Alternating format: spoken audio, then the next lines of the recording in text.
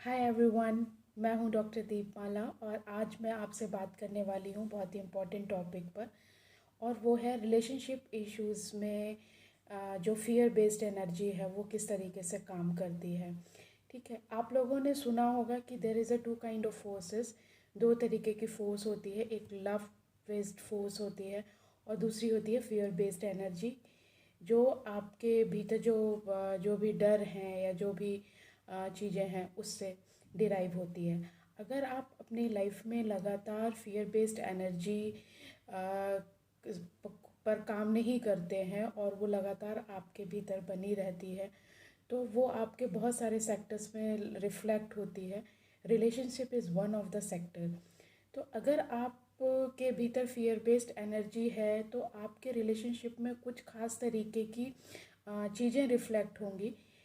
जैसे नंबर एक चीज़ ये होगी कि आपकी सेल्फ वर्थ का कम होना। सेकंड चीज़ जो होगी कि आप रॉन्ग बिहेवियर को ना नहीं कह पाएंगे।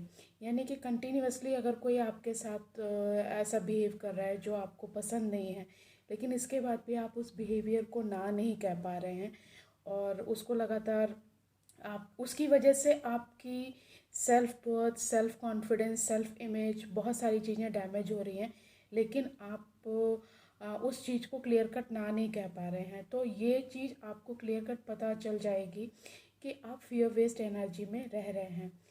तो ये प्रॉब्लम बहुत सारे लोगों की प्रॉब्लम है कि बहुत सारे लोगों को तो पता ही नहीं होता है कि वो जो कर रहे हैं वो फियर बेस्ड एनर्जी का एक रिज़ल्ट है। तो ऐसे में क्या करना ठीक रहेगा? तो इसमें सबसे पहली चीज़ तो ये है कि जो लोग एब्यूज़िव रिलेशनशिप में है या वो लगातार रॉन्ग बिहेवियर को एक्सेप्ट करते रहते हैं, उनको एक हेल्दी बाउंड्री सेट करना नहीं आता है। वो कभी भी हर चीज़ के साथ एक हेल्दी बाउंड्री सेट करने की ज़रूरत होती है। रिलेशनशिप में भी एक हेल्दी बाउंड्री सेट करने की ज़रूरत होती है। तो जब आप वो बाउंड्री सेट नहीं करते हैं तो वो कहीं ना कहीं एक एब्यूज़िव बिहेवियर आपकी तरफ आता रहता है और आप चूँकि उस बाउंड्री की तरफ आप खुद भी कॉन्शियस नहीं होते हैं तो आप उस निगेटिविटी को पॉज भी नहीं कर पाते हैं।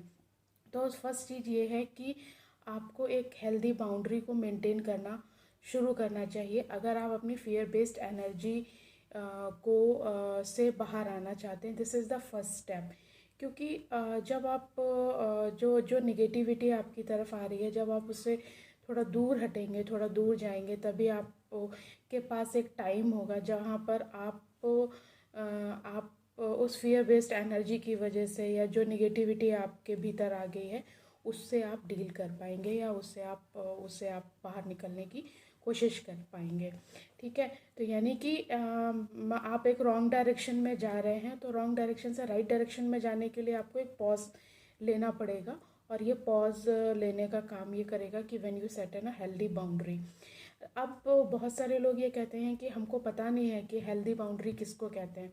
इट मीन्स कि whenever you are in relationship then you must be very clear what is acceptable and what is not acceptable.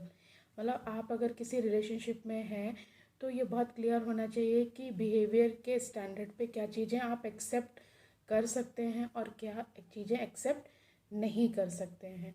Right, ये दोनों साइड से हो सकता है, आपके साइड से भी हो सकता है और सामने वाले के साइड से भी हो सकता है। तो बाउंड्री सेट करना is not a bad thing. अगर आप अपनी फियर बेस्ड एनर्जी को ट्रांसम्यूट करना चाहते हैं लव बेस्ड एनर्जी में तो इसके लिए ये बहुत ज़्यादा ज़रूरी है।